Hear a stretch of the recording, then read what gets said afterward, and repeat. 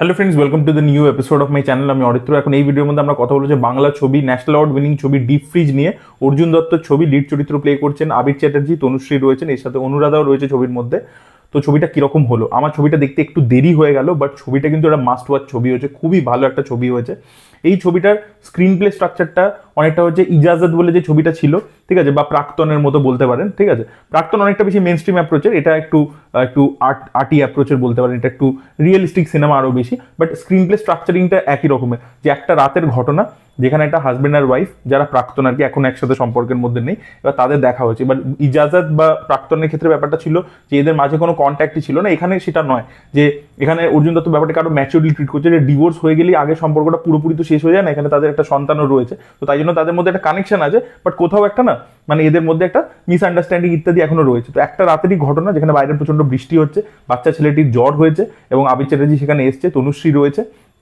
এবার সেই রাতটার ঘটনা এবং সেই বাড়ির মধ্যে বিভিন্ন লোকে আসছে ইত্যাদি করছে। একটা ডিপ ফ্রিজ রয়েছে যেটার মধ্যে, যেটা অ্যাকচুয়ালি খারাপ অবস্থায় রয়েছে, তাতে প্রচুর বরফ জমে গেছে, এবং ডিপ ফ্রিজ ছবিটার নাম দেওয়া হয়েছে ডিপ ফ্রিজের সাথে একটা অ্যানালজি টানা হয়েছে আর কি। এই যে বরফ জমে আছে, আমরা বলি না সম্পর্কের মধ্যে বরফ জমে গেছে, মানে ঠান্ডা হয়ে গেছে ব্যাপারটা, ঠিক আছে। তো সেই জিনিসটার সাথে একটা অ্যানালজি টানা হয়েছে, জাস্ট এমনি এমনি নামটা দেওয়া হয়নি।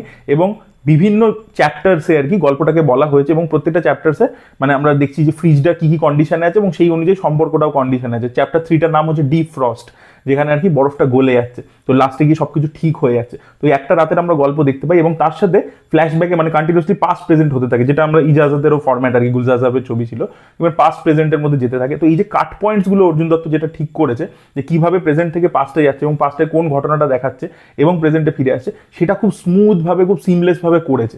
আর ধরুন এই যে অ্যানালজিটার কথা বললাম আর কি, যে ডিপ ফ্রিজের সাথে টানা হয়েছে গোটা গল্পের, তো এবার ডিপ ফ্রিজ মানে সম্পর্কটা ঠান্ডা হয়ে গেছে, সবকিছু পেল ব্লু এরকম দেখাচ্ছে, মানে সম্পর্কটার মধ্যে আর কোনো কালার্স ইত্যাদি নেই। বাট পাস্ট যখন আমরা দেখতে পাচ্ছি যেখানে আবির চ্যাটার্জি তনুশ্রীর সম্পর্ক ভালো ছিল, তখন সেখানে জিনিসপত্রগুলো প্রচন্ড ওয়ার্ম, তো ভিজুয়ালিও ব্যাপারটাকে মেনটেন করা হয়েছে সেখানে, মানে ব্রাইট কালারের ক্লোথস ইত্যাদি। একটা আমরা বেসিক্যালি একটা রাতের ঘটনা সেখানেও দেখতে পাচ্ছি প্রাইমারিলি অনেকটা চাঙ্ক জুড়ে, যেটা হচ্ছে যে তাদের বিবাহবার্ষিকীর রাত, এবং সেখানে একটা কিছু হয়েছিল, একটা ঘটনা ঘটেছিল, একটা পার্টির মতো আমেজ ছিল, সেখান থেকে কি হয়েছিল তো সেটাকে আমরা দেখতে পাই।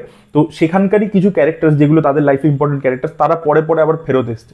আর এটা কিন্তু ফ্ল্যাশব্যাকের মধ্যে যে কাটছে, সেটার মধ্যেও একটা মানে দারুণ অ্যাপ্রোচ করেছে, যে কিছু ফ্ল্যাশব্যাক আবার ওই বিয়ের মানে ওই যে বিয়ের অ্যানিভার্সারি সেলিব্রেশনের আগের ঘটনাও দেখাচ্ছে, আবার কিছু ওই অ্যানিভার্সারির পরের কিছু ঘটনাও আমাদেরকে দেখাচ্ছে। তো সেই প্রত্যেকটা জিনিসকে এমনভাবে স্টিচ করেছে স্ক্রিন প্লেটা, যে মানে ব্যাক ফোর্থ এই ব্যাপারটা হচ্ছে, সেটা আপনার ইন্টারেস্টটা ধরে রাখে। আমার তো পার্সোনালি খুবই ভালো লেগেছে এই পুরো জিনিসটা, এই ব্যাক অ্যান্ড ফোর্থ ব্যাপারটা। এবং যে পয়েন্ট থেকে ওই যে বললাম কাট পয়েন্টসগুলো, ধরুন অনুরাধা ক্যারেক্টারটা যেখানে ইন্ট্রোডিউস হচ্ছে, তাকে যেভাবে ইন্ট্রোডাকশন দিয়েছে পাস্ট আর প্রেজেন্টের মধ্যে দুভাবেই খুব সুন্দর লাগে দেখতে। আর অনুরাধার ক্যারেক্টারটা আমার আরও একটা জিনিস খুব ভালো লেগেছে, পারফরমেন্স ওয়াইজও বলবো, মানে লেখাও হয়েছে, পারফরমেন্স ওয়াইজও সে পুল অফ করেছে। যে একটা প্রেগনেন্ট অবস্থায় তাকে আমরা দেখতে পাচ্ছি, যেগুলো ট্রেলারে আপনারা দেখেছেন, তাই জন্য স্পয়লার নয়। এবার প্রেগনেন্ট মহিলাদের না মুড সুইংস প্রচন্ড বেশি হয়, এবং সেই অনুযায়ী অনুরাধা পারফরমেন্সটাকে দিচ্ছে, দেখবার মতো কাজ করেছে, দারুণ লেগেছে আমার অনুরাধার কাজ। সেম ভাবে এই ছবির মধ্যে তনুশ্রী বেস্ট পারফরমেন্স দিয়েছে, তার কাজ আমার দারুণ লেগেছে, ঠিক আছে। মানে সে একটা কোথাও সিঙ্গেল মাদার হয়ে গেছে, সবকিছু সামলাচ্ছে। আচ্ছা, তারও বিয়ের ভাঙার পরবর্তীতে আবির চ্যাটার্জি যেরকম আরেকটা বিয়ে করেছে, এই ক্যারেক্টারটাও একটা বিয়ে, মানে বিয়ে করেনি, মানে একটা সম্পর্কের মধ্যে রয়েছে ইত্যাদি, বাট সেটা থেকে একটা লাইন, মানে একটা পয়েন্টের পর এগোতে পারছে না, ঠিক আছে, কোথাও একটা পাস্টের মধ্যে স্টাক করে আছে। তো সেই ব্যাপারটাকে, সেই খুব কমপ্লেক্স একটা ক্যারেক্টার ছিল, এবং সেটাকে খুব ম্যাচিওরলি লেখাও হয়েছে, এবং তনুশ্রী দারুণভাবে পারফরমেন্স ওয়াইজ পুল অফও করেছেন। আবির চ্যাটার্জিও কিন্তু খুব ভালো কাজ করেছেন। আমি স্পেশালি বলবো যখন ওই যে মানে ওই রাত্রিরে যখন সে ফিরছে, এবং সে না একটা ক্যারেক্টারটার মধ্যে দেখবেন একটা সম্পর্ক যখন ভেঙে যায়, তখন মানুষটা না অনেক বেশি কনসিয়াস হয়ে যায়, ঠিক আছে। তখন সে আগে যে ভুলগুলো করেছে বা আগে তার যে হ্যাবিটস ইত্যাদি ছিল, সেগুলোকে চেঞ্জ করে নেওয়ার চেষ্টা করে আর কি। তো সেই ব্যাপারটা না আপনি আবির চ্যাটার্জির মধ্যে নোটিস করতে পারবেন, যে প্রথম যখন তার সম্পর্কটা ছিল, বিয়েটা ছিল, সেখানে সেটা অনেক বেশি চার্মিং ইত্যাদি একটা লোক ছিল, বাট এখন কিন্তু সে তার বয়স বাড়ছে, তার ফুড হ্যাবিটস ইত্যাদি ছোট ছোট জিনিসের মধ্যে, নুয়ান্সের মধ্যে সে একটা চেঞ্জ নিয়ে এসেছে, তার মধ্যে একটা ম্যাচুরিটি এসেছে, সেটা সব দিক থেকেই আর কি আমরা দেখতে পাচ্ছি। এবং ফাইনালি ছবিটা যেখানে শেষ হচ্ছে, যেটা বললাম যে ডিফ্রস্ট হয়ে যাচ্ছে, সবকিছু আবার ঠিক হয়ে যাচ্ছে, এবং তখন এই যেহেতু মেঘলাটা কেটে গেছে, তো তখন আর কি আবার জিনিসটা ব্রাইট হয়ে যায়, কালারটাকে সেইভাবে ডিরেক্টর চেঞ্জ করেছে। তো কালার দিয়ে জিনিসপত্র খেলেছেন, এই যে স্ক্রিন প্লেটাকে আগে পিছিয়ে নিয়ে গিয়ে, আর আগে পিছেটা এমনি এমনি নিয়ে যাচ্ছে যে স্টাইলের জন্য কিন্তু নয়, মানে ধরুন আমরা এক রাতের ঘটনাটাই দেখতে পাচ্ছি, বা সেখানে যে যে ক্যারেক্টারগুলো ইন্ট্রোডাকশন হচ্ছে, ঠিক আছে, বা ধরুন অনুরাধাকে দেখতে পাচ্ছি, বা তনুশ্রীকে দেখতে পাচ্ছি, বা তার একজন যে যার সাথে সে রিলেশনে এখন রয়েছে তার বয়ফ্রেন্ড, সে ফোন করছে, তার ভাই আসছে। এবার সেগুলোর ফ্ল্যাশব্যাকের পয়েন্টটা কোথায়, কিভাবে তাদের সম্পর্কটা শুরু হয়েছিল, কি হয়েছিল, তাদের সেই সম্পর্কটা কোন স্টেজে রয়েছে সেটা বোঝানোর জন্য অ্যাকচুয়ালি ফ্ল্যাশব্যাকটা দেওয়া হয়েছে, এবং সেটা যতটা প্রয়োজন ততটা ইনফরমেশন দেখাচ্ছে, আবার চলে আসছে প্রেজেন্টে।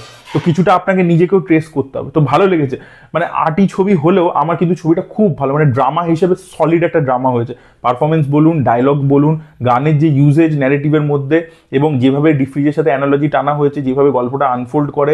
আর ছবিটা রান টাইম কিন্তু বেশি বড় নয়, কিন্তু মাত্র 1 ঘন্টা 40 মিনিটের ছবি কিন্তু, হ্যাঁ। আর তাই জন্য জিনিসটা কিন্তু ফ্লোটা যেটা বললাম যে খুব সিমলেস হয়েছে। তো আমার পার্সোনালি খুবই ভালো লাগছে, খুব ম্যাচিওর একটা টেক। আচ্ছা, এই যে আবির চ্যাটার্জি যে ছেলেটাকে দেখাচ্ছে, সেই ছেলের সাথে কিন্তু না, মানে এই যে অনুরাধা, তার কিন্তু একটা ভালো সম্পর্ক রয়েছে।